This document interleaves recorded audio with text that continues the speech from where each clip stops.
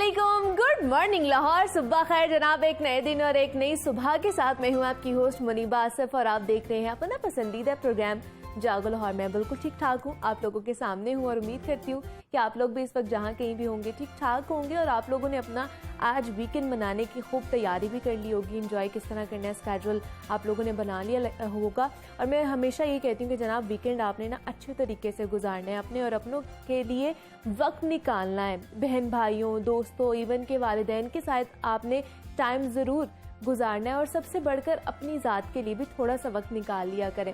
और ज़िंदगी में ना कामयाबी के लिए खुद एहतसाबी बहुत ज़रूरी होती है और वो तब भी होती है जब हम अपने लिए वक्त निकालते हैं। अपनी ज़िंदगी को रिव्यू किया करें, क्या खोया है हमने, क्या पाया है, उसका अंदाज़ा किया करें और शॉर्ट टर्म और लॉन्ग टर्म गोल्स लाजमी सेट करें। और हमारा सबसे पहला टारगेट ना अपनी सेहत और तंदुरुस्ती होना चाहिए कि हमारी सेहत अच्छी होगी ना तभी हमारे जो लॉन्ग टर्म यहाँ पे जो शॉर्ट टर्म गोल्स होंगे, हमारी ज़िंदगी होगी वो अच्छे तरीके से गुजर सकती है। तो आज का जो वीकेंड है आपने भरपूर अंदाज से गुजारना है। मैं मंडे को आपसे पूछूंगी कि आप लोगों ने किस तरह का अपना वीकेंड गुजारा है। अब आगे बढ़ते हैं और कुछ बात कर लेते सेहत और फिटनेस के हवाले से। तो हमारी जो पहली प्रायोरिटी होनी चाहिए ना वो हमारी सेहत और फिटनेस ही होनी चाहिए। और फिटनेस बरकरार रखने के लिए एक मुतवाज़न खुराक और एक बैलेंस्ड डेली रूटीन बहुत ज़रूरी है होना, जो लाहौरियों के लिए काफ़ी एक मुश्किल काम भी है क्योंकि लाहौरी खाने पीने के बहुत ज़्यादा शौकीन होते हैं और हर दूसरा लाहौरी जो है उसकी एक आदत कॉमन होती है और वो है कि लेट नाइट कुछ खाने की क्रेविंग्स हो रही होती है, कुछ मंचिंग के लिए हमें चाहिए होता है। और अक्सर लोग ये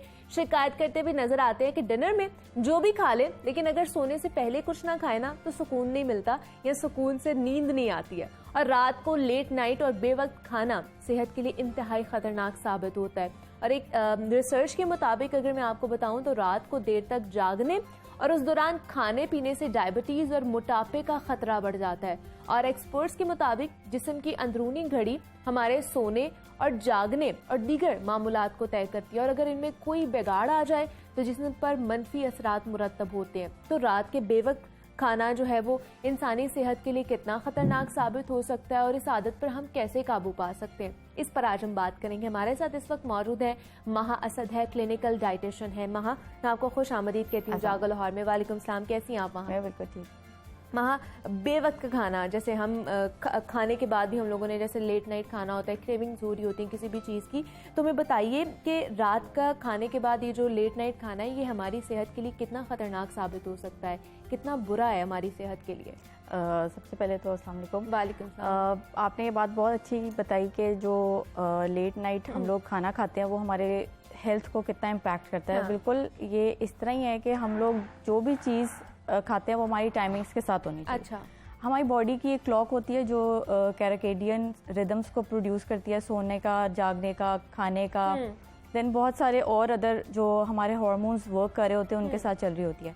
तो इसी तरह खाने का भी टाइम होता है। तो अगर खाने को आप टाइम से लेट करें तो आपका मेटाबॉलिज्म पे बहुत ज़्यादा फर्क पड़ता है। अच्छा, ठीक है। बिकॉज मेटाबॉलिज्म एक ऐसी चीज़ है जिसने खाने को डाइजेस्ट करना है और अपनी जगह तक पहुंचाना है। तो अगर वो ऑल्टर होना शुरू हो जाएगा या अलाइनमेंट उसकी ख़राब होना शुरू हो जाएगी तो डेफिनेटली आपका जो रिस्क ऑफ डायबिटीज़ है या कार्डियोवैस्कुलर, जैसे आपने अभी पहले भी बताया, वो बढ़ना शुरू हो जाता है। ओके। तो इसलिए लेट खाना जो है वो सबसे बुरी आदत है अगर हम देखें, क्योंकि नॉर्मली ड्यू टू कोविड ने भी इस चीज़ों को बहुत ज़्यादा इम्पैक्ट डाला है और इसको बहुत ज़्यादा आगे लेके आया है कि हम लोग लेट तक जागते हैं और फिर लेट नाइट स्नैकिंग वगैरह करते हैं। बट वैसे ओवरऑल हेल्थ पे इसके बहुत बैड इम्पैक्ट है बिकॉज क्योंकि जब हम लोग लेट खाते हैं अच्छा तो हमारा जो ग्लूकोज इंटॉलरेंस होती है वो हाई पे चली जाती है, मीन्स कि ग्लूकोज लेवल हाई हो जाता है। ठीक है। तो जब ग्लूकोज लेवल हाई होता है तो उसकी जो बॉडी के अंदर वो है वो ज़्यादा होना शुरू हो जाती है जिसकी वजह से क्या होता है कि हम लोग इम्पेयर्ड उसमें चले जाते हैं।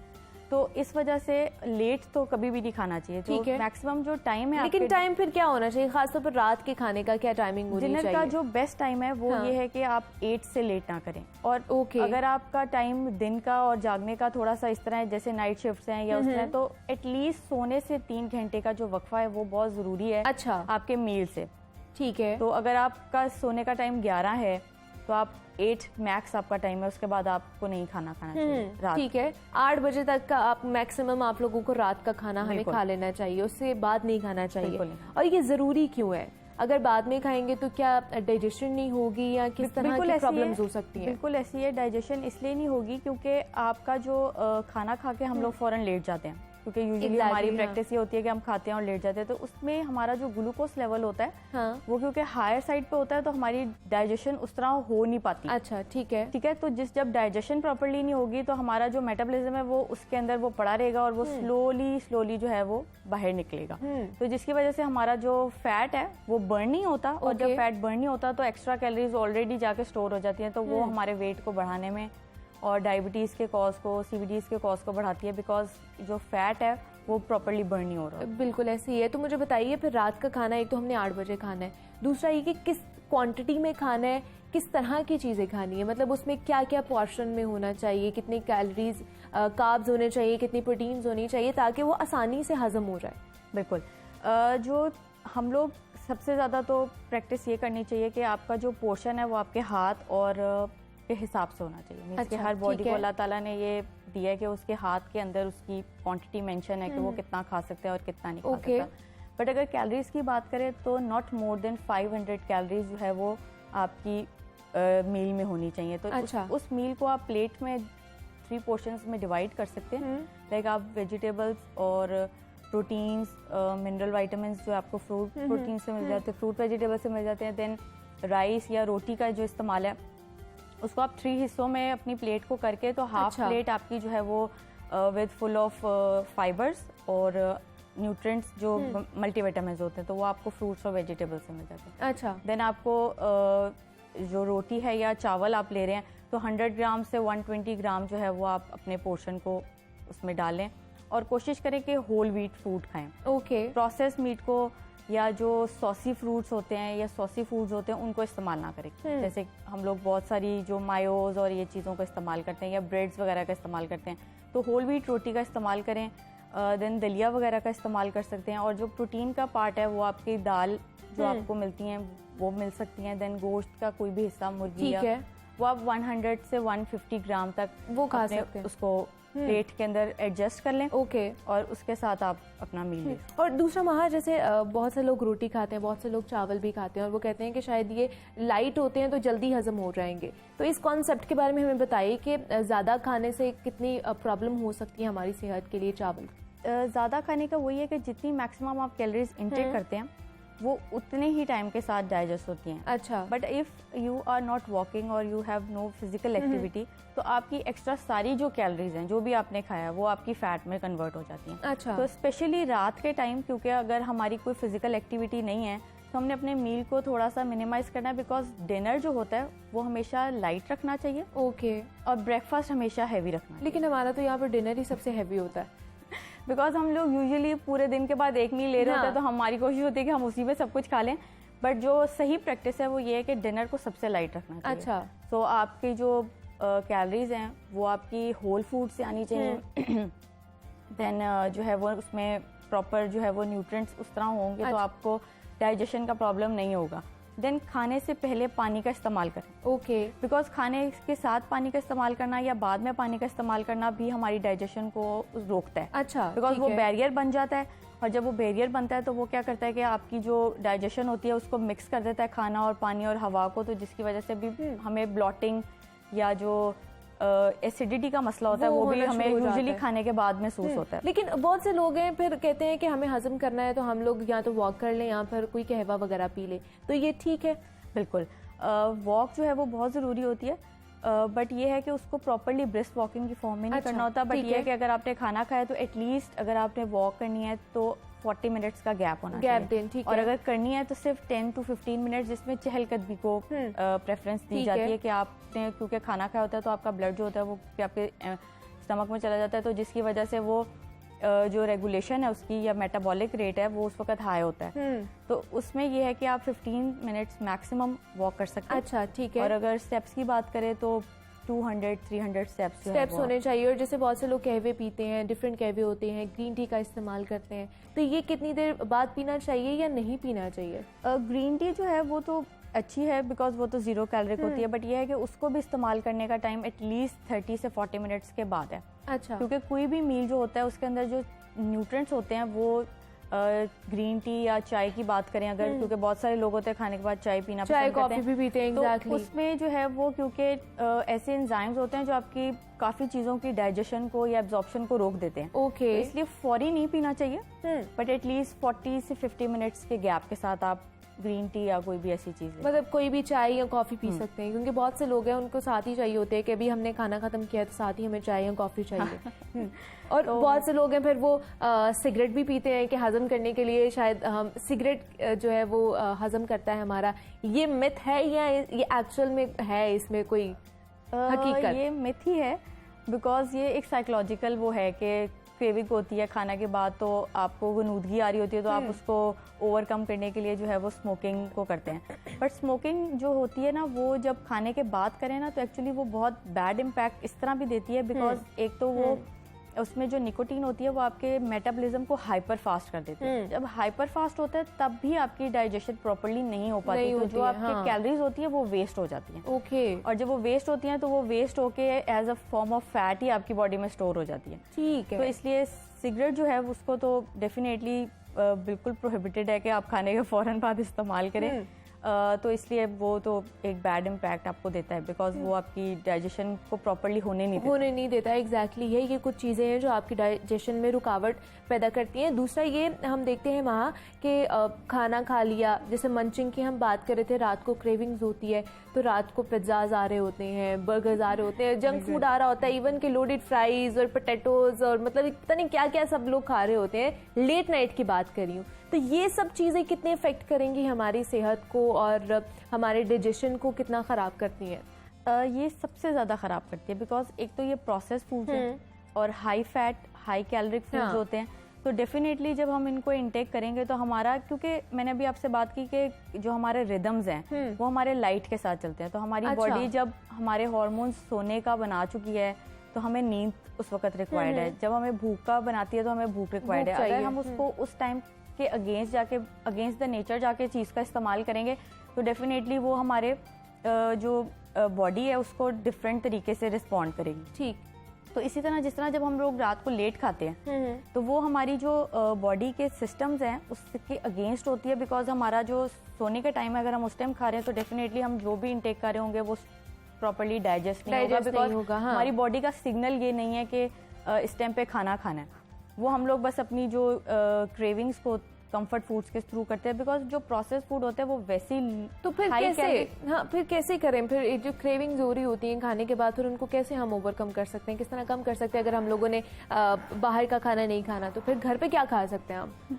इसका सबसे बेस्ट ये होता है कि हमें अपनी रूटीन को जो है और अपने लाइफस्टाइल को बेहतर करना चाहिए। हमें ये प्रैक्टिस को नहीं फॉलो करना चाहिए कि हम लोग लेट तक जागें और फिर लेट तक जागेंगे तो ही भूख लगेगी और जब भूख लगेगी हम तभी खाएंगे। अच्छा। तो इस प्रैक्टिस को जो है वो ज़रूर थोड़ा सा मॉडिफाई करना चाहिए कि हम अपने टाइम से जागें, टाइम से खाएं, टाइम से सोएं और टाइम से अपने बाकी दिन के फंक्शंस को कर सके, तो ही हम सबसे ज़्यादा हेल्दी रह सकते हैं। लेकिन अगर मंचिंग करनी है तो क्या हम ड्राई फ्रूट्स और क्या फ्रूट्स की मंचिंग कर सकते हैं? ऑल्टरनेट है हमारे पास? बिल्कुल ये है, या होल व्हीट के आपके क्रैकर्स होते हैं, ठीक है, वो आप इस्तेमाल कर सकते हैं। अच्छा। देन नट्स का इस्तेमाल आप कर सकते हैं। देन बहुत सारी ऐसी होती हैं जो आपको हम लोग बना लेते हैं ना, वो जो घर में डिफरेंट चीज़ों को मिक्स करके ग्रेनुला टाइप सा, वो आप उसको इस्तेमाल कर सकते हैं। ओट्स को यूज़ कर सकते हैं। ठीक है। वो जो लाइट मंचिंग के फॉर्म में होती हैं, बट उसकी जो क्वांटिटी है उसको ज़रूर रखना है कि वो 100 कैलोरीज से ज़्यादा ना हो। अच्छा। तो जो बेड टाइम स्नैकिंग है या आपकी वो है बहुत ज़्यादा भी अगर आप उसको रखते हैं तो it should not be exceeded from 100 calories. ठीक है, 100 कैलोरीज होनी चाहिए। 100 कैलोरीज आपको मोर और लेस आपको क्रेविंग को और आपकी जो एपिटाइट होती है उसको रोक देती है, उसको भगा देती है। लेकिन फिर ये बात आ जाती है कि हमारा जो नाश्ता है और जो हमारा खाना है उसमें कितना टाइम होना चाहिए, मतलब कितने टाइम का फ़र्क होना चाहिए? एटलीस्ट 10 to 12 आवर्स का फास्टिंग लेवल आपके लिए ज़रूरी होता है, बिकॉज उस टाइम पे ही हमारा जो फैट होता है, जो स्टोर्ड फैट होता है, वो निकल के हमारी बॉडी को एनर्जी दे रहा होता है। तो जब वो हमारी बॉडी को एनर्जी दे रहा होता है तो हमारी जो खाना जो होगा वो हमारा, क्योंकि जो मॉर्निंग टाइम होता है उसमें हमारा जो मेटाबॉलिक रेट होता है वो सबसे हाई होता है। तो इन दैट केस हम लोगों का जो है वो खाना सबसे ज़्यादा अच्छा डाइजेस्ट भी होता है, मेटाबोलाइज भी होता है और प्रॉपर्ली एब्जॉर्ब भी होता है। ठीक है जी, महा असद क्लिनिकल न्यूट्रिशनिस्ट हमारे साथ मौजूद थी और हम बात कर रहे थे लेट नाइट खाने के हवाले से, खाने की टाइमिंग क्या होनी चाहिए। महा, बहुत शुक्रिया आपके वक्त का, आप यहाँ पर आई हैं और हमारे साथ बात की है। और रात का खाना बहुत ज़्यादा ज़रूरी है, लेकिन टाइम से आप खाएंगे तो तभी आपकी सेहत अच्छी रह सकती है।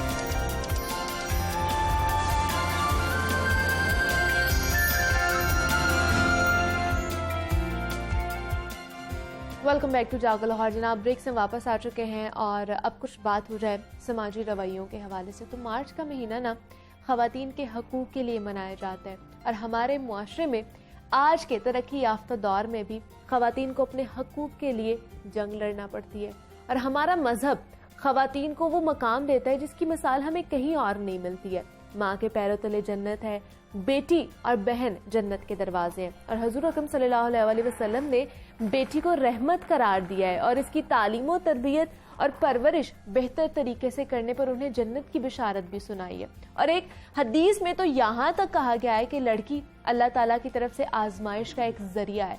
मगर आज हमारे मुआशरे में ख़वातीन के साथ जो सलूक रवा रखा जा रहा है वो हमारी समाजी पस्ती का मुंह बोलता सबूत है। मियांवाली में होने वाले एक ऐसे ही दिलखराश वाक़ये ने समाज के मुंह पर ऐसा जोरदार तमाचा मारा है जिसकी आवाज़ हमें बरसों तक सुनाई देती रहेगी। मियांवाली में एक बदबख्त बाप ने अपनी 7 दिन की बेटी को बेदर्दी से 5 फायर मारकर छलनी कर दिया और वजह सिर्फ ये थी कि उसे पहली औलाद बेटा चाहिए थी और वो बेटी हो गई। मंटो का एक कॉल याद आ गया मुझे यहाँ पे कि हमारे मुआशरे में ना बेटी कोई नहीं पैदा करना चाहता लेकिन बीवी हर कोई चाहता है। तो ये जो तजाद है ये क्यों बढ़ता जा रहा है? बेटियों से इतनी नफरत आखिर क्यों है हमें? आखिर कब तक ख़वातीन को इस मुआशरे में अपने सर्वाइवल के लिए जंग लड़ना पड़ेगी, हर किसी से लड़ना पड़ेगी? इस पर आज हम बात करेंगे। हमारे साथ इस वक्त आयशा नासिर सोशल एक्टिविस्ट मौजूद हैं, उनसे जानते हैं। आयशा, मैं आपको खुश आमदीद कहती हूँ जागो लाहौर में। कैसी हैं आप? ठीक ठाक, आप बताएं क्या? मैं भी बिल्कुल ठीक ठाक। आयशा, आपने भी ये वाकया सुना होगा, छोटी 7 दिन की बच्ची और अपना ही बाप जो है उसका कातिल निकला सिर्फ इस वजह से कि उसको पहली औलाद बेटा चाहिए थी। बेटियां क्यों पैदा कर रहे हैं हम? तो मुझे बताइए कि ये 2022 है, जदीद दौर है जिसको कहा जाता है। अभी भी ये जो हम पुराने ज़माने की जो रिवायात हैं और उसी माइंडसेट के साथ चल रहे हैं, क्या लगता है आपको कब निकलेंगे हम इसमें से? अब मैं आपकी बिल्कुल बात से एग्री करती हूँ कि लाइक कभी कभी इतना शॉकिंग लगता है कि टेक्नोलॉजी में हम इतने आगे निकल गए हैं, सेहत में हम इतने आगे निकल गए हैं, हेल्थ टेक में, एजुकेशन में, लेकिन जो एक बहुत बेसिक चीज़ है कि द राइट टू लिव, जीने का हक, पानी का हक, खाने का हक, छत का हक, उन चीज़ों में हम अभी भी बहुत पीछे हैं। एंड ये मतलब पाकिस्तान या जो डेवलपिंग कंट्रीज़ हैं इनमें जब आप इस तरह के किस्से सुनते हो तो आप एक मिनट के लिए हिल जाते हो कि आज भी जब औरतें मतलब चांद पे जा रही हैं, जब औरतें लाइक जहाज उड़ा रही हैं, आर्मी में फ्रंट रोज पर हैं, तो बहुत सी ऐसी जगहें जहाँ पर लिटरली लड़कियां जीने के हक के लिए रो रही हैं या कोशिश कर रही हैं या उनको वो हक नहीं मिल रहा। सो आई थिंक इससे आपको हमें लाइक इस तरह के वाक्यों से ना हमें एक दफ़ा फिर ये बात याद दिलाई जाती है कि अभी भी ह्यूमन राइट्स पे काम करना बहुत ज़रूरी है। लाइक औरत मार्च की वजह से कुछ लोगों को लगता है कि यू नो शायद मतलब अब ये डिबेट ही पुरानी हो गई है कि औरतों को अपने हक चाहिए, बट ये डिबेट बिल्कुल पुरानी नहीं हुई। ये तो लाइक अभी तक हमारी बेसिक राइट्स की डिबेट है जो हम सब ने लड़ना है। एंड आई थिंक जो माँ है ना, मतलब जो प्रोग्रेसिव माएँ हैं जैसे मैं हूँ या जो पढ़ी लिखी माएँ हैं, उनके पास एक मौका है कि भाई जो आपके घर में आपकी बेटी के साथ जो मेड्स हैं, जो ड्राइवर्स हैं, हर औरत का एक सर्कल ऑफ इन्फ्लुएंस है। बिकॉज आप अपने घर की तो मलका हो, चाहे घर बड़ा हो, छोटा हो, झोंपड़ी हो, मैंशन हो, आप उस सर्कल ऑफ इन्फ्लुएंस में एजुकेट करना शुरू करो कि एक बेटी असल में कितनी बड़ी रहमत है और there is nothing that she can't do जो एक आदमी कर सकता है। बिल्कुल ऐसे ही है। मतलब आज के ज़माने में हम देखते हैं बेटियां पढ़ती हैं और आगे बढ़ती हैं, अपने माँ बाप का ख्याल रखती हैं, अपने पैरों पे खड़ी होती हैं। क्या ये सब कुछ एक ही बंदी कर रही होती है? तो क्या ये सब कुछ लड़के कर सकते हैं?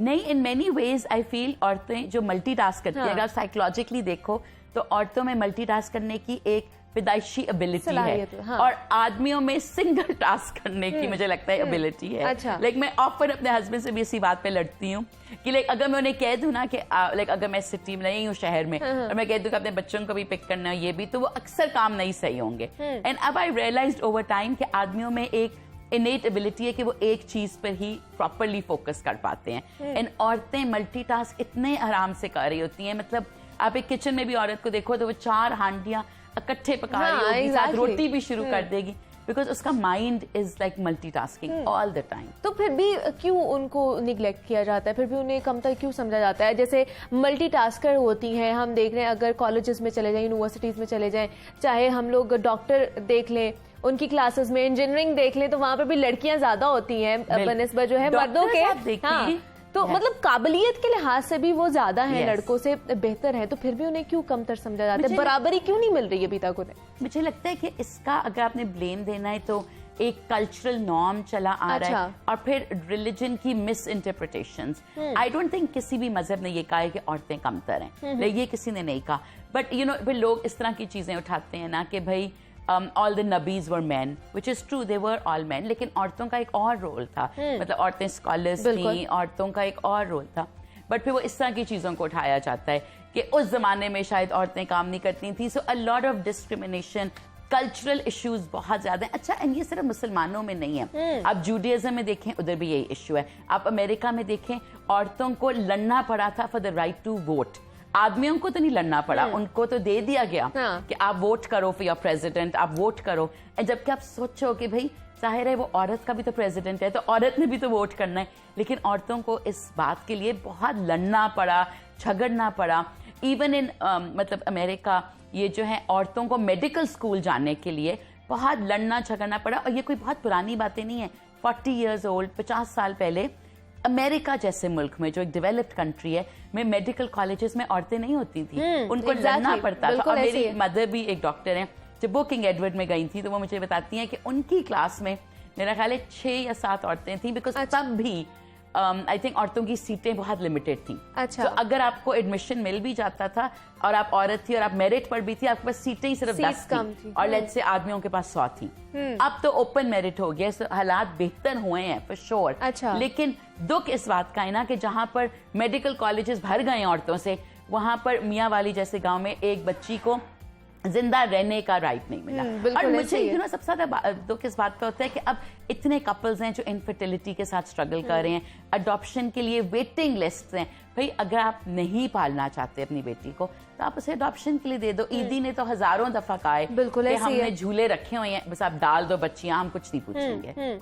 और ईदी के पास वेटिंग लिस्ट है। मतलब मैं उस दिन ईदी में किसी एक सीनियर बंदे से बात करी थी, वो कहते हैं हमारे पास सिफारिशों पे सिफारिशें आती हैं। अच्छा। कि हमने अडॉप्ट करना है। अडॉप्ट कितनी लाइक सैड बात है। मतलब यहाँ पर एक साइड पे वो भी बच्चे हैं जिनकी औलाद नहीं है और वो चाहते हैं कि वो चाहे बेटा हो या फिर बेटी हो, वो इसमें कोई तजाद नहीं रखते हैं, कोई डिफरेंस नहीं रखते। आई थिंक उनको भी शायद बेटे का ज्यादा है, ये तो है। मतलब ये हमारी सोसाइटी में अडॉप्ट हो जाते हैं। हमारी सोसाइटी में ये ऑलरेडी है कि हमें बेटा ही चाहिए। तो फिर हम इसको किस तरह ओवरकम कर सकते हैं, किस तरह इस सोच को कम कर सकते हैं? क्योंकि आपने भी बहुत सारी ऐसी फैमिलीज देखी होंगी जो बेटों के चक्रों में 7-7, 8-8 बच्चियां पैदा कर देते हैं और उसके बाद उनको फिर छोड़ देते हैं कि ये तो हमारे ऊपर बोझ बन चुकी हैं, हम इसके लिए क्या करें क्या ना करें। तो फिर ये माइंडसेट को किस तरह हमने चेंज करना है कि भाई अगर आपकी बेटी है या बेटा है, आपने उनको संभालना है, आपने उनको पालना है। बिल्कुल। अच्छा, आपको एक बात बताऊं कि मैंने बेटी की ख्वाहिश में 4 बेटे पैदा किए। अच्छा। तो मैं लाइक उस तरह की फैमिली से हूँ खुद कि मुझे इतना दिल था कि मेरी बेटी की बहन हो, कि मेरे माशाल्लाह 4 बेटे हैं और वो इसी ख्वाहिश में पैदा होते गए कि एक बेटी आ जाए। सो बट आपके सवाल का जवाब देते हुए कि आई थिंक कि इसका जो है ना चेंज हमारी सोच में, ये छोटे छोटे टॉपिक से शुरू होगा। तो कल मैं एक पैनल पे थी जहां पर मसारत मिसबा कही थी कि ये वहां से शुरू होगा जब आप बेटे को भी उतनी रोटी दो जितनी बेटी को। यू नो या ये अक्सर हमारे यहाँ होता था कि अगर चिकन कोरमा बना हुआ है तो अच्छी बोटी बेटे को मिल जाएगी और जो रह गया है वो बेटी को। जब यहाँ से चेंज शुरू होगा कि भाई वो दोनों एक जितना खाएं, बल्कि बेटी को मेनी वेज ज्यादा चिकन और गोश्त की जरूरत होती है क्योंकि उसने आगे जाके मदर बनना होता है, तो उसकी बॉडी ने एक और बॉडी को प्रोड्यूस करना होता है। तो उसको न्यूट्रिशनली अगर आप देखो ज्यादा कैलोरी, ज्यादा प्रोटीन्स की जरूरत है। बट हम लोग उल्टा करते हैं कि बेटे को गोश्त खिला दो, बेटी को नहीं। यहाँ से चेंज होगा जब लाइक माँ बाप ये कहना बंद कर देंगे कि नहीं तुम लड़की हो, तुम 9 बजे के बाद घर से बाहर नहीं जा सकती, बेटा है वो रात के 2-2 बजे आए। यहाँ से जब अभी भी आप सोचें, मतलब मैं मेरा ख्याल है कि मैं एक पढ़ी लिखी फैमिली से बिलोंग करती हूँ। मेरी फैमिली में अभी भी ये डिबेट है कि जो बच्चियां बाहर जाना चाहती हैं पढ़ने के लिए कि नहीं तुम लड़की हो, तुम नहीं जा सकती, और बेटे के एडमिशंस मतलब फजूल तरीन यूनिवर्सिटीज में भी हुई हों, ये स्कॉलरशिप्स ना भी मिले हों, तो बेटा बिकॉज बेटा है तो उसको अमेरिका की टिकट भी मिलेगी, इंग्लैंड की टिकट भी मिलेगी, उधर यूनिवर्सिटी में भी जाएगा। बिल्कुल ऐसे ही। और जिस बेटी का दिल है पढ़ने को, जो बहुत मेहनती है, जिसने स्कॉलरशिप भी ली है, वो नहीं जाएगी। तो आई थिंक चेंज शुरू होता है बिल्कुल लाइक शुरू से, कि जब आप शॉपिंग करने जाओ तो बेटे बेटी के लिए एक जितनी चीजें लो या जितनी जरूरत है उतनी लो। मतलब हमारे घर से ही जो चेंज है वो शुरू होना चाहिए। लैंग्वेज से, लाइक कभी कभी मैं भी जब अपने बच्चों से बात करती हूँ ना, तो मैं रियलाइज करती हूँ कि मेरे मुंह से भी निकल जाता है कि नहीं आप लड़की हो तो आप अकेले नहीं जा सकती या कुछ, बिकॉज हमने इतना ये सुना है, इतना सुना है कि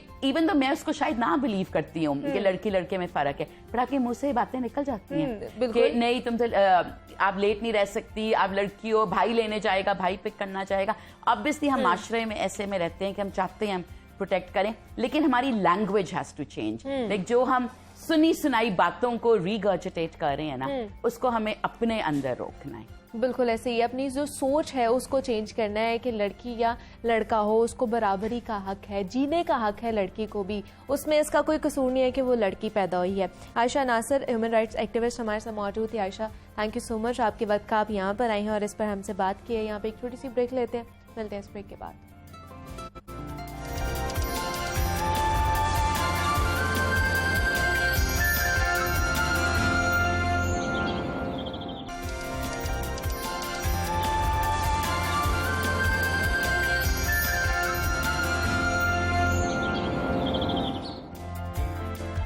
वेलकम बैक टू जागो लाहौर। जनाब ब्रेक से हम वापस आ चुके हैं। सेगमेंट है हमारा लाहौर की दुनिया, जिसमें हम लाहौर और लाहौरियों के मसाइल डिस्कस करते हैं। और आजकल लाहौर में अमन व अमान की सूरत हाल काफी तशवीशनाक होती जा रही है। शहर में रहजनी और डकैती की वारदातों में रोज बरोज इजाफा भी होता जा रहा है। अब तो शहर की गली मोहल्ले भी महफूज नहीं रहे हैं। शहर में रोजाना स्ट्रीट क्राइम्स की दर्जनों वारदातें हो रही हैं और इस सूरत हाल ने पुलिस की कारकर्दगी पर संगीन सवालात उठा दिए कि मसला तो है ही है, लेकिन इसके साथ साथ शहर में पाबंदी के बावजूद पतंगबाजी का खूनी खेल भी इस वक्त जारी है। पतंगबाजों ने पतंगबाजी के नए तरीके ढूंढ लिए और अब वो दिन की बजाय रात को पतंगबाजी का जो है रुझान बढ़ता जा रहा है। पतंगबाजी रात के वक्त की जा रही है। अंदरून शहर हो जाए भाटी गेट, बादामी बाग, इस्लामपुरा, मुगलपुरा समेत कई इलाकों में रात गए पतंगबाजी की जा रही होती है और पुलिस मुकम्मल तौर पर बेबस नजर आ रही है उनके सामने।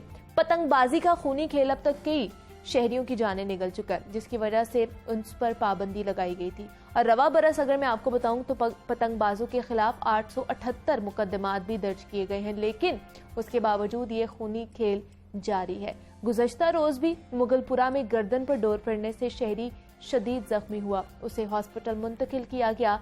लेकिन अब देख रहे हैं कि शहर में पाबंदी के बावजूद भी ये खूनी खेल क्यों जारी है, पुलिस कहाँ है, कैसी कारकर्दगी है उनकी। इस वक्त हमें ज्वाइन किया है नुमाइंदा लाहौर न्यूज़ मोहम्मद सरफराज ने, उनसे बात करते हैं। मोहम्मद सरफराज, आपको खुशामदीद कहती हूँ जागो लाहौर में। कैसे हैं आप? जी अल्लाह का शुक्र है। सरफराज, शहर में इस वक्त पतंगबाजी का खूनी खेल जोरों शोर से जारी है। पहले हम दिन में देखते थे, अब रात के वक्त देखते हैं और कल ही रिपोर्ट हुआ जैसे एक और शहरी जो है जख्मी हो गया है। कहाँ है पुलिस, क्या कार्रवाइयाँ कर रही है?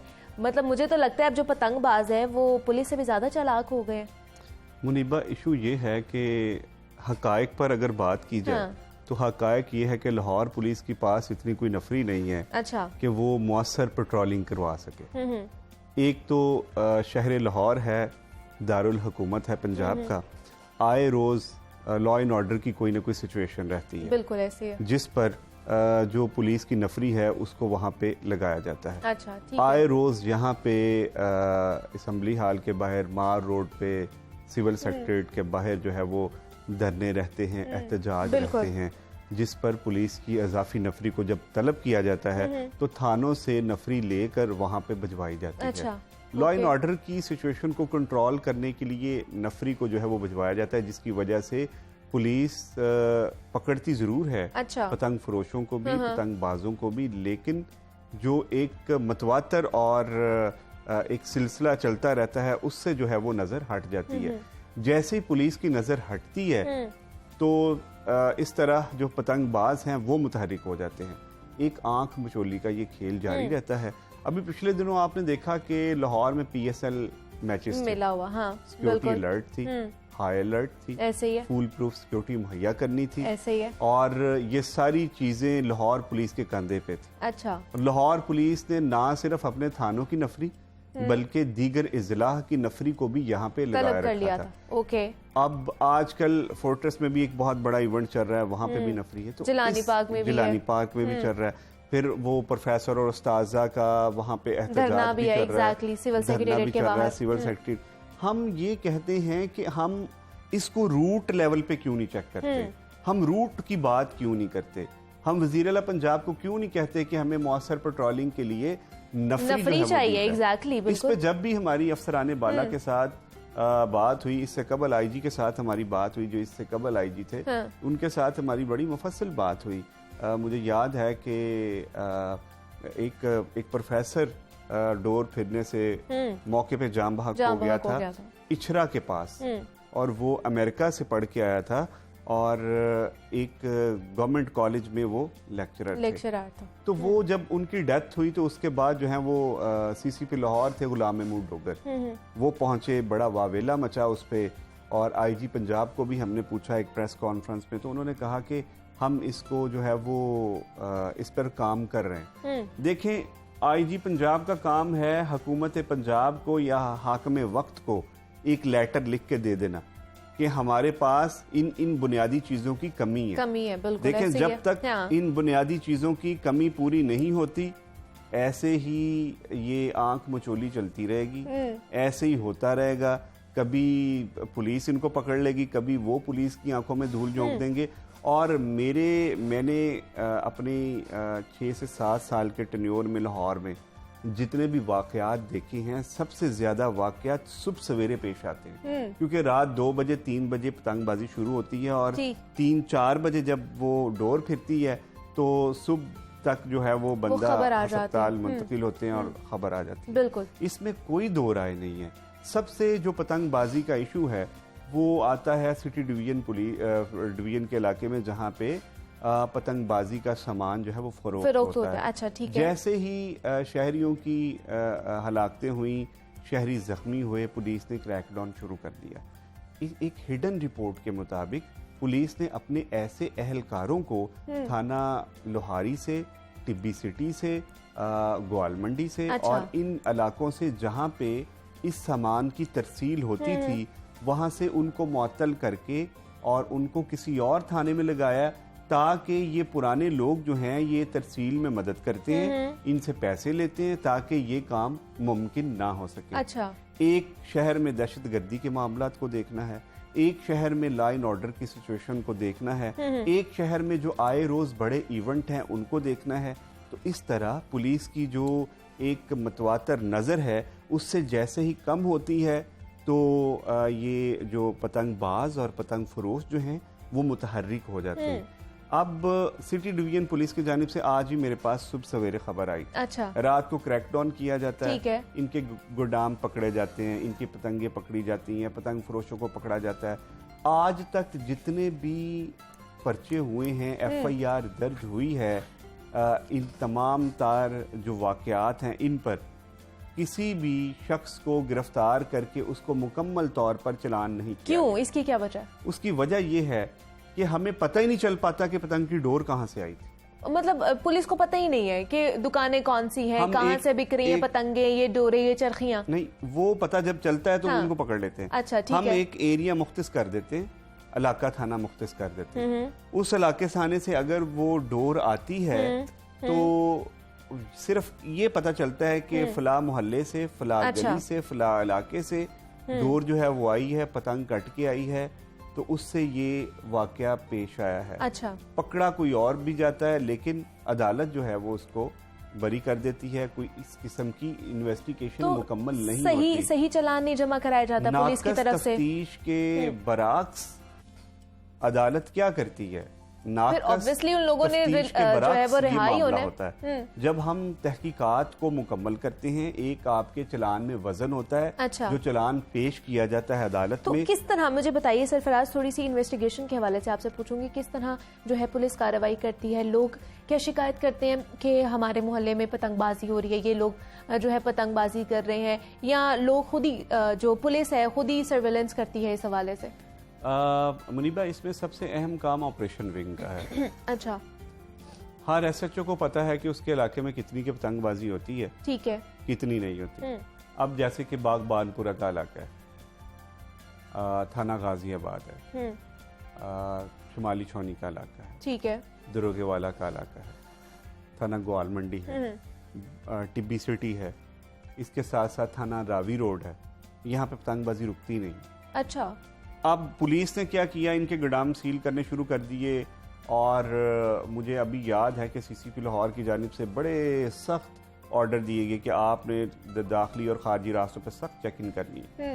अब दाखिली और खारजी रास्तों पर सख्त चेकिंग भी हो रही है, वो जो गुड्स की गाड़ी है उनको चेक भी किया जा रहा है कि सामान इस किस्म का तो नहीं आता, लेकिन ये लोग इतने के तेज अब हो चुके हैं कि ये ऑनलाइन सेल करते हैं। अच्छा, अब सिटी डिवीजन पुलिस की जानिब से DIG ऑपरेशन ने जब से इस पे काम शुरू किया, CCP लाहौर ने कहा कि मुझे ऑनलाइन कोई भी अगर बिकती हुई चीज नजर आ गई, ठीक है, इस किस्म की, तो मैं आपको छोड़ूंगा। तो इसका मतलब अभी भी बिक रही है? अभी बिक रही है। लोग अगर पतंगबाजी कर रहे हैं तो इसका मतलब बिक रही है, मिल रही है उन्हें आसानी से। अब इशू मुनीबा ये है इसमें कि इशू ये है कि ये लोग अब चेक पोस्ट से नहीं गुजरते, मतलब चलाक हो गए बहुत ज्यादा। ये लोग अब चेक पोस्ट से नहीं गुजरते। ठीक है। ये काला खताई रोड से काला शकाकू का एरिया है, वो दरिया का एरिया है, अगर हम वहाँ से क्रॉस करते हैं तो मनावा आ जाते हैं सेक्टर अच्छा। में, मनावा से हम बाटापुर से शहर में दाखिल हो तो जाते हैं। ये चीज आपको पता है, हमें पता है कि वो लोग अब ये वाला रूट इख्तियार कर रहे हैं, तो पुलिस को नहीं पता क्या? कुछ भी ले आए, अच्छा, उस रूट से शहर में कुछ भी ले आए, तो पुलिस को पता है? पुलिस को पता होता है, लेकिन हाँ। मैंने आपसे पहली बात ये की है कि हम इस हवाले से गुजरे हैं कि हमें नफरी की कमी, हम कहाँ नफरी लगाए।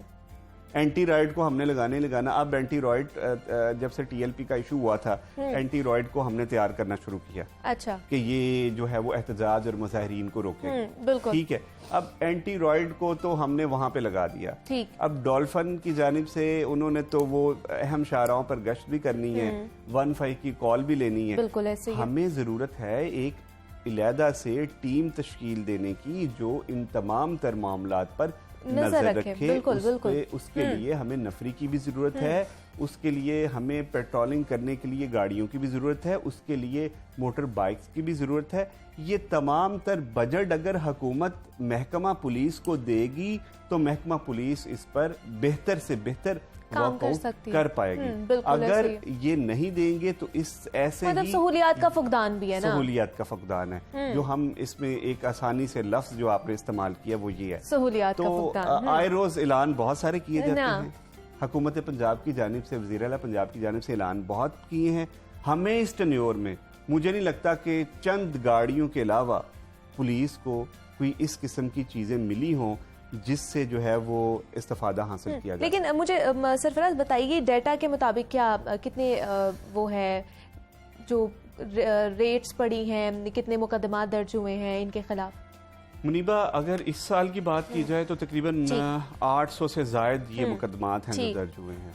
ठीक है सरफराज, हमें कैप्टन रिटायर्ड मुस्तनसर फिरोज साहब ने भी, SSP ऑपरेशंस लाहौर है, उन्होंने भी हमें ज्वाइन कर लिया, उनसे भी बात करते हैं और आपको भी ज्वाइन कराते हैं। सर बहुत शुक्रिया आपके वक्त का कि आपने वक्त निकाला। मुझे बताइएगा, हम देख रहे हैं कि शहर लाहौर में अब जो अमन अमान की सूरत हाल है वो काफ़ी गंभीर होती जा रही है, ख़ासतौर पर पतंगबाजी के हवाले से कि वो पाबंदी उसके ऊपर लगी हुई है, उसके बावजूद भी हम देख रहे हैं कि अब दिन के बजाय रात के वक्त पतंगबाजी की जा रही है, पतंगबाज जो है वो पतंगे उड़ा रहे हैं, जिसकी वजह से लोग जख्मी हो रहे हैं। कल ही एक और आदमी जो है वो जख्मी हुआ है। पुलिस क्या कार्रवाइयां कर रही है? जी बिस्मिल्लाहिर्रहमानिर्रहीम। सबसे पहले तो मैं आपका शुक्रगुजार हूँ कि आपने एक इतना इम्पोर्टेंट और सेंसिटिव इशू जो है उसको उठाया, क्योंकि मेरे ख्याल में बज़ाहिर हमारे जो लोग हैं वो इस इशू की संगीनी से आगाह नहीं है और वो उसको महज एक तफरी के तौर पे लेते हैं। आपने बिल्कुल दुरुस्त कहा कि पतंगबाजी जो है उसके नतीजे में न सिर्फ लोग जख्मी हुए हैं बल्कि मासूम लोगों की जानें भी गई हैं, और इसमें मोस्टली वो लोग हैं जो मोटरसाइकिल पे ट्रेवल करते हैं। बिल्कुल। अगर लाहौर पुलिस के एक्शन की बात करें तो लास्ट ईयर हमने 11,000 से ज्यादा जो है मुकदमात दर्ज किए, लोगों को गिरफ्तार किया, और इस साल भी ऑलमोस्ट 800 से ज्यादा मुकदमात दर्ज किए जा चुके हैं और रोजाना की बुनियाद पे ये सिलसिला जारी है। इसमें जो बड़ा एक सेंसिटिव इशू मैं हाईलाइट करना चाहता हूँ आपके तवज्जुह से कि ये देखें, पुलिस की प्राइमरी रिस्पॉन्सिबिलिटी बिल्कुल है, लेकिन उसके साथ साथ ये लोगों की एक सोशल रिस्पॉन्सिबिलिटी भी है कि अगर आप ये कहें कि कोई बच्चा अगर अपनी छत पे पतंग उड़ा रहा है और उसके पास साथी डोर है तो उसके वालिदैन को पता नहीं है, तो ये बिल्कुल भी एक ऐसी बात नहीं है जो कॉमन सेंस में या करीने कयास हो। तो उसमें मेरी ये लाहौर के शहरियों से भी रिक्वेस्ट होगी कि ये जो तफरीह है जिसके नतीजे में लोगों की जाने जाती हैं और जिस पर हुकूमत की तरफ से पाबंदी है, उससे इज्तनाब करें। लाहौर पुलिस ना सिर्फ ये कि पतंग उड़ाने वालों के खिलाफ, बल्कि उसको जो बनाने वाले हैं, काइट मैन्युफैक्चरर्स, डोर बनाने वाले, उसको स्टॉक करने वाले, बेचने वाले, उन तमाम के खिलाफ कार्रवाई अमल में ला रही है। अच्छा। लेकिन ये कंसिस्टेंट चैलेंज है और मेरा ये ख्याल है कि आपने ये बड़ा अच्छा किया कि इस डिबेट का आगाज किया। इस पे सोशल रिस्पॉन्सिबिलिटी जो हमारे शहरियों की है उसको भी उनको रियलाइज करवाने की जरूरत है और हम सब मिल के ही इस चीज पे काबू पा सकते हैं। बिल्कुल ऐसे ही रियलाइज कराने। लेकिन सर, जैसे आप बता रहे हैं कि जो पतंगे बनाते हैं, जो डोरे बनाते हैं, मुझे बताइएगा वो कहाँ से आती हैं? क्या आप लोगों को पता है कि उनके अड्डे कहाँ पे हैं, कहाँ पर बन रही है, किस तरह बिक रही है? क्योंकि पाबंदी के बावजूद भी ये गैर कानूनी तौर पर बिक रही है, उनके खिलाफ कार्रवाइयाँ हो रही है। जी, जैसे मैंने कहा कि लास्ट ईयर जब हमने कोई तकरीबन 11,000 के करीब मुकदमा दर्ज किए, उसमें मैन्युफैक्चरर्स भी थे जो लार्ज स्केल मैन्युफैक्चरिंग करते हैं, वो लोग भी थे जो इसके स्टॉकिस्ट थे, और कुछ ऐसे भी इंसिडेंट हमारे नोटिस में आए जो कि पतंगे और डोरें लाहौर में नहीं बल्कि लाहौर से बाहर दूसरे फार फ्लॉन्ग रूरल एरियाज में तैयार करके उसको फिर ऑनलाइन इवन फेसबुक के जरिए या कोरियर सर्विस के जरिए ट्रांसपोर्ट किया जा रहा। लेकिन हम इंशाल्लाह ताला इस तमाम चीज से कॉग्निजेंट हैं और हम पूरी एफर्ट कर रहे हैं कि इंशाल्लाह ताला अपने शहरियों को इस चीज से बचाएं, और आपको लाहौर पुलिस की जो एफर्ट है उसमें इंशाल्लाह ताला कोई कमी नहीं। लेकिन सर, जिनको आप लोग गिरफ्तार करते हैं, जो पकड़े जाते हैं, वो चाहे पतंग फिरोश हो या फिर पतंगबाज हो, वो तो रिहा हो जाते हैं। इसकी क्या वजह है? क्या चालान सही तरीके से आप लोग जमा नहीं करवा रहे होते? उसमें इशू ये है कि देखिए, दो नेचर के ऑफेंसेस हैं, बेलेबल हैं और नॉन बेलेबल हैं। ये क्योंकि ऑफेंस जो है वो प्रोहिबिटरी क्लॉज में फॉल नहीं करता जिसमें लोगों की बेल रिजेक्ट की जा सके, तो ये बात आप बिल्कुल दुरुस्त है कि पुलिस जब लोगों को अरेस्ट करती है तो मोस्टली नेक्स्ट डे उनकी बेल हो जाती है, क्योंकि ऑफेंस जो है ये काबिल जमानत है। अब उसमें तो ये क्योंकि लेजिस्लेटिव पॉइंट है, हमने इसमें सजेस्ट किया है, प्रपोज कि इसमें थोड़ी सख्त सजाएं होनी चाहिए, और स्पेसिफिकली जो रिपीट ऑफेंडर्स हैं, एक दफा एक शख्स ने जुर्म किया फिर उसी शख्स ने वो जुर्म दोबारा किया तो उसके लिए तो बिल्कुल सख्त सजा होनी चाहिए। तो इंशाल्लाह ताला ये चीज प्रोसेस में है, इसकी बड़ी हाईएस्ट लेवल पे डिस्कशन भी हुई है और इंशाल्लाह ताला इस पे जरूर एक्शन लिया जाएगा। सरफराज, आप कोई सवाल करना चाहेंगे एसएसपी साहब? मैं इससे पहले मुनीबा से बात ये कर रहा था कि लॉ एंड ऑर्डर की सिचुएशन लाहौर पुलिस को देखनी पड़ती है, इसके साथ साथ इवेंट्स को भी देखने पड़ते हैं, बहुत सारी चीज़ें हैं, बहुत सारी चीज़ों पर नज़र रखनी पड़ती है लाहौर पुलिस से। इससे कबल, आपके आने से कबल ये मुनीबा से जो है वो गुफ्तगू हो रही थी।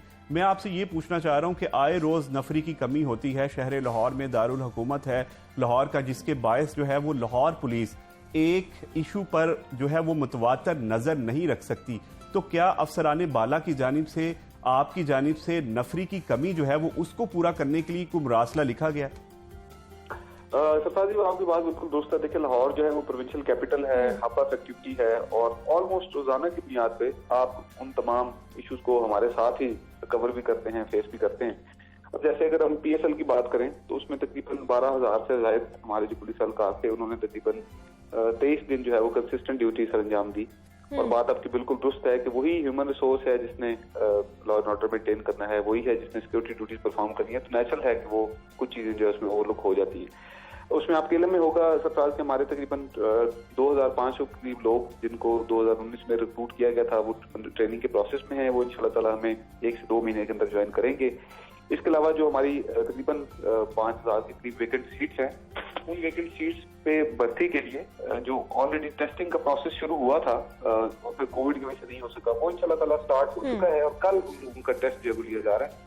तो हमें अल्लाह ताला से उम्मीद है कि इंशाल्लाह ताला इसमें जो भी लीगल प्रोसेस था, वो आपको बताया कि रिक्रूटमेंट इटसेल्फ एक बड़ा कम्पलसन प्रोसेस है और उसकी बड़ी सेंसिटिविटीज है।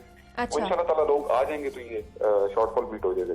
अच्छा सर, आपके एक सेल ने ऑनलाइन जो सिटी डिवीजन पुलिस है एसपी सिटी की जानिब से एक सेल भी बनाया गया और उनकी जानिब से 4-5 अफसरान को लगाया गया कि जो ऑनलाइन ना सिर्फ पतंगे सेल करते हैं बल्कि कुछ भी नेगेटिविटी करते हैं ऑनलाइन, उनके खिलाफ जो है वो एक्शन लिया जाए, क्योंकि यही वो पतंगे हैं जो ऑनलाइन लाहौर में आ रही हैं और जिसकी वजह से शहरी जख्मी हो रहे हैं। क्या आप ये समझते हैं कि ऑनलाइन पतंगों पर जो आपकी जानिब से एक काम शुरू किया गया था, अगर उस काम को बढ़ाया जाए, एक मुकम्मल सेल बनाया जाए, तो इसकी ऑनलाइन सेल जो है वो रुक सकती है?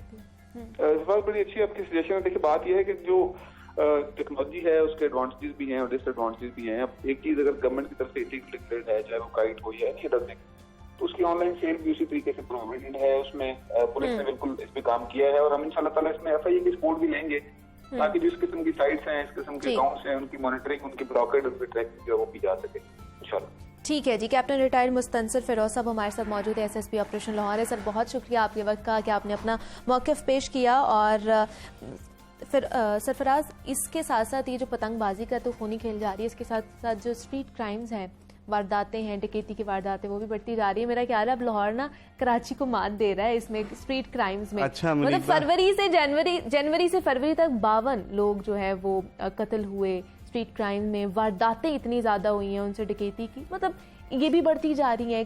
फिर भी वही सहूलियात का फुकदान है। मेरी एक खबर लगी थी हाँ। सेफ सिटी के रेशो पर। सेफ सिटी ने एक अदादोशुमार जो है वो लॉन्च किए थे। अच्छा। उन अदादोशुमार के मुताबिक इस साल में जो क्राइम रेशो है वो शहर लाहौर में सेफ सिटी के मुताबिक अच्छा वो कम हो रहा है।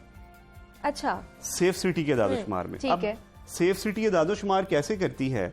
पिछले 3 माह का जो अदादोशुमार किया गया है उसमें 15 की कॉल्स कितनी है, मर्डर की कितनी है, स्ट्रीट क्राइम की कितनी है, और जो बत्ता माफिया, लैंड माफिया, उसके मुताबिक जो 15 की कॉल्स को रिकॉर्ड किया गया है। ओके। और जिन कॉल्स पर मुकदमात दर्ज किए गए हैं, उन कॉल्स पर जो मुकदमात दर्ज करने के बाद मुल्ज़िमान को गिरफ्तार किया गया है, इसकी तमाम तर तफसीलात उन्होंने मरासला एक जारी किया था। अच्छा। वो मैंने मरासला सारा स्टडी किया। ठीक। उसके बाद जो है वो मैंने उसका फैक्ट्स एंड फिगर के मुताबिक उसकी सारी तफसीलात निकाली और फिर मैंने मुआजना किया पिछले साल से इन 3 से 4 माह में।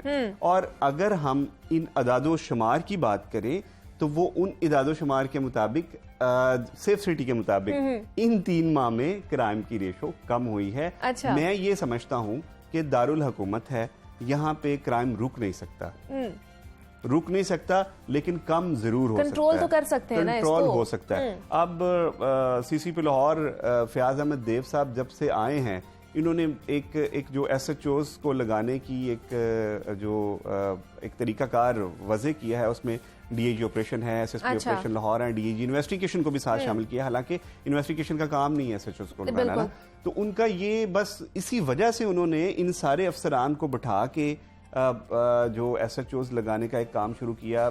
10 से 15 लोगों को क्लोज भी कर लिया है, सिर्फ इस वजह से कि जिन इलाकों में क्राइम बढ़ रहा है इनको कंट्रोल कैसे किया जाए। फिर इसमें एक और उन्होंने हिदायत जारी की है कि जिन इलाकों में क्राइम की रेशो ज्यादा है वहाँ पे नफरी बढ़ा दी गई है, वहाँ पे पेट्रोलिंग हो रही। अच्छा। लेकिन उसके बावजूद फिर भी हमें कहीं पर भी जो है वो कंट्रोल होता हुआ नजर नहीं आ रहा। नुमाइंदा लाहौर न्यूज मोहम्मद सरफराज हमारे साथ मौजूद थे। सरफराज, बहुत शुक्रिया आपके वक्त का, आपने डिटेल में हमारे साथ गुफ्तगू की है। और ये जो जराइम है और ये जो पतंगबाजी है बहुत ज्यादा बढ़ती जा रही है, लेकिन हमारा भी कुछ अखलाकी फर्ज है कि जनाब हम अपने बच्चों को रोकें कि ये जो पाबंदी है इसके ऊपर ये हमारी वजह से ही लगाई गई है कि हमारी वजह से बाकी लोग मुतासर हो रहे हैं। तो आप लोगों से भी ये दरख्वास्त है कि अपने बच्चों को समझाएं, उन्हें रोकें इस गैर कानूनी और गैर अखलाकी हरकत करने से। मुझे यहाँ पे एक छोटी सी ब्रेक लेनी है, मिलते हैं इस ब्रेक के बाद।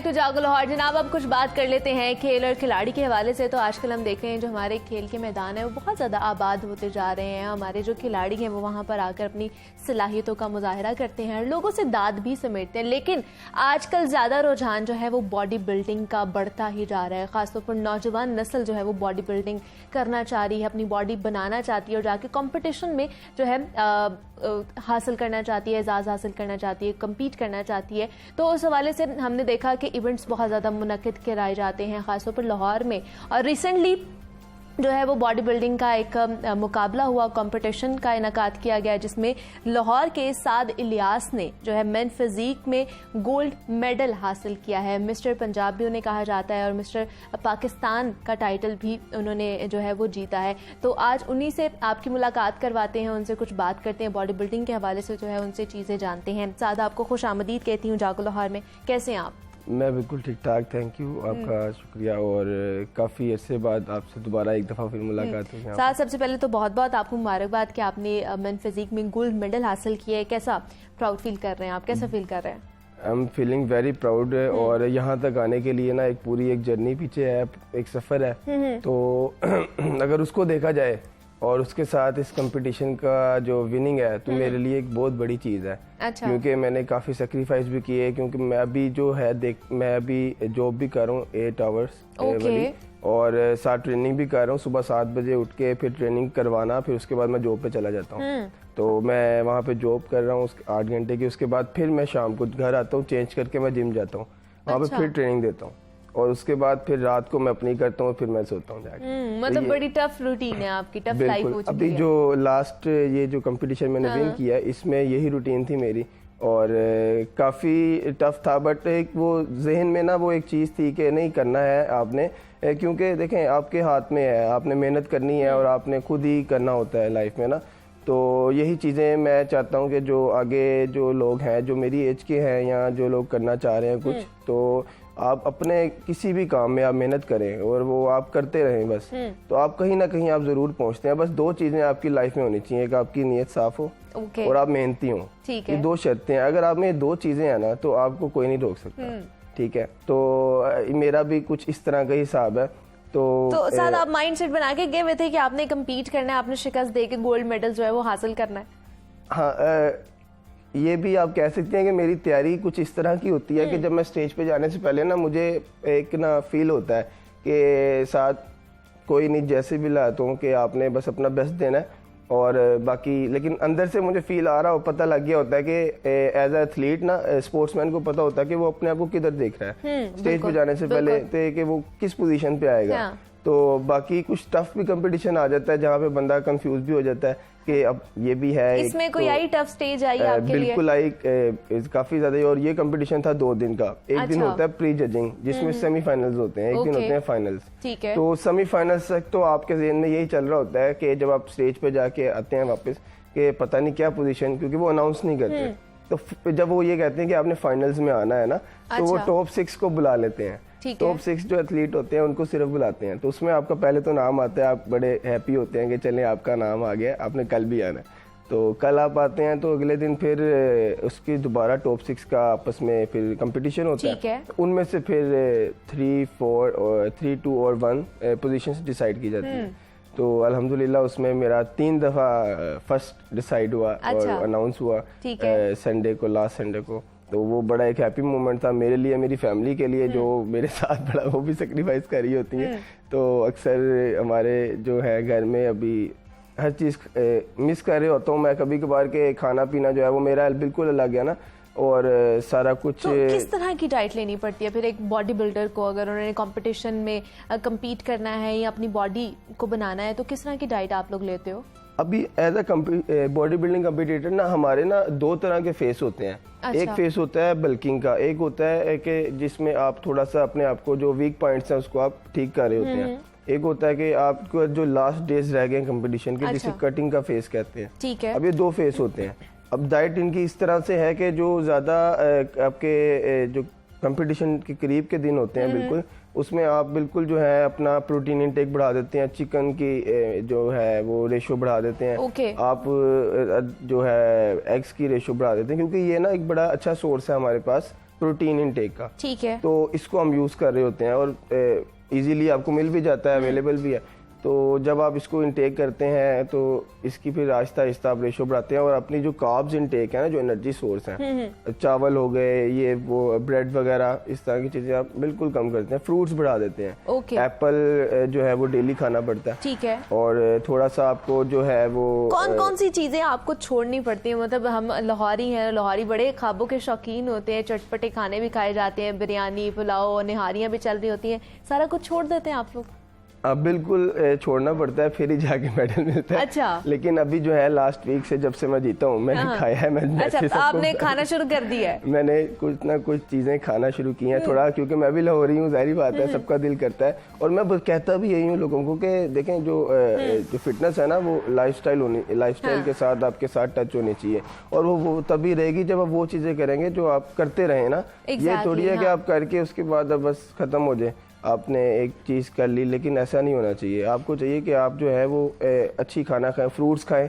अच्छा। आप डेली रखें, चाहे आपने कंपटीशन खेलना नहीं खेलना, आप बस जिम जाएं, आप हल्की फुल्की आप अपनी एक्टिविटी रखें ना। मतलब एक्सरसाइज करना, फिट रहना बहुत ज्यादा जरूरी है। एक्सरसाइज और अपनी डाइट को आप लोगों ने मेंटेन करना है। देखें, जो बंदा एक्सरसाइज करता है ना, वो मेंटली फिट रहता है। हाँ। और जो बंदा मेंटली फिट रहता है ना, वो काम भी करेगा, वो अपनी फैमिली को भी संभालेगा, फिजिकली भी वो फिट रहता है। बिल्कुल। और जो मेंटली फिट रहेगा वो हर जगह पे, हर रिश्ते में अपने आप को ना वो मजबूत होगा वो ना, बना के और मेंटली तौर पे होगा। अगर उस पर कोई मुश्किल आएगी, परेशानी आएगी, तो वहाँ पे भी वो अपने आप को जो है ना वो निकाल लेगा उससे। क्योंकि स्पोर्ट्स में आपको सेक्रीफाइस करना पड़ता है। तो जिस तरह अब हम खाना पीना छोड़ते हैं, एक सेक्रीफाइस ही है। तो सब आपके घर में सब कुछ खा रहे हैं, आप नहीं खा रहे, आपने नहीं खाना, आपने अलग से जो अपना वो खाना खाना है, तो बहुत ज्यादा सेक्रीफाइस करने पड़ते हैं। साथ नेक्स्ट प्लान क्या है, क्या सोचा हुआ है, आगे क्या करना है आपने? अभी तो इंशाल्लाह ताला जल्दी लोगों को पता लग जाएगा। एक बड़ा अच्छे प्लान के साथ मैं आ रहा हूँ, मैं इसी का वेट कर रहा था। अच्छा। तो साथ ही कंपटीशन भी खेल लिया, तो अब जो है वो एज अ यूट्यूबर मैं इस चीज़ को बिल्कुल प्रोफेशनल तौर पर लेके जाऊंगा, जिसमें मैं बाकायदा गाइड करूंगा लोगों को कि वाकई जो है वो किस तरह से हमें लाइफ को लेके चलना चाहिए, फिटनेस लाइफस्टाइल को ना। ठीक है, फिटनेस के हवाले से आप लोगों को बताएंगे। ठीक है जी, साथ इलियास हमारे साथ मौजूद थे। साथ बहुत शुक्रिया आपके वक्त का, and best of luck for your future. और जनाब खिलाड़ी, एथलीट कह सकते हैं, हमारे साथ मौजूद थे और उनकी जर्नी के हवाले से हमने आपसे बात की है, उनसे बात की है। अब आगे बढ़ते हैं और आपको बताएं कि पाकिस्तानी म्यूजिक इंडस्ट्री के बेताज बादशाह आतिफ असलम आज अपनी 39वीं सालगिरह मना रहे हैं। तो हमारी तरफ से जनाब उन्हें happy birthday to you Atif, और इस उम्मीद के साथ कि वो हमें इसी तरह अपने बेहतरीन म्यूजिक से एंटरटेन करते रहेंगे। लेकिन उस हवाले से मैं आपको बताऊं तो आतिफ असलम ना 12 मार्च 1983 को वजीराबाद में पैदा हुए थे, और आदत के नाम से उनका पहला गाना रिलीज हुआ था जो बहुत ज्यादा मकबूल भी हुआ था। और फिर जल परी के नाम से उनकी एक एल्बम भी रिलीज हुई थी जो आज तक सुनी जाती है। तो मुझे अब आपने जो है इजाजत देनी, अपना बहुत सारा ख्याल रखिएगा। मंडे को आपसे दोबारा मुलाकात होगी, अपना वीकेंड अच्छे तरीके से गुजारिएगा। हाफिज।